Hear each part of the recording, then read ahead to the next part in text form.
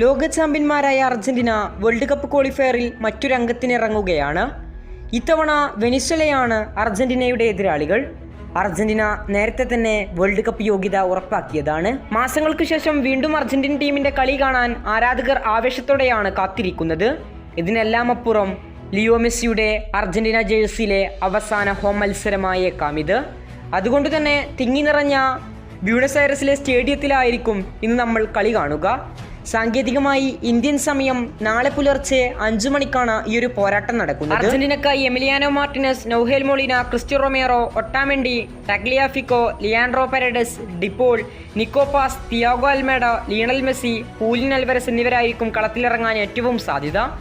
ഇനി വെനിസ്വേലക്കെതിരെയുള്ള ഈ ഒരു പോരാട്ടം എങ്ങനെ കാണാമെന്നതിനെ കുറിച്ചാണ് പറയാൻ പോകുന്നത്. അതിനു മുമ്പേ നമ്മുടെ ചാനൽ സബ്സ്ക്രൈബ് ചെയ്യാത്ത എല്ലാവരും ചാനൽ മറക്കാതെ ദയവായി സബ്സ്ക്രൈബ് ചെയ്യുക. കാരണം വീഡിയോ കാണുന്ന 80% പേരും ചാനൽ സബ്സ്ക്രൈബ് ചെയ്യാതെയാണ് വീഡിയോ കാണുന്നത്. ഈ ഒരു മത്സരം നിലവിൽ ഇന്ത്യയിൽ ടിവിയിൽ ടെലികാസ്റ്റ് ഇല്ല.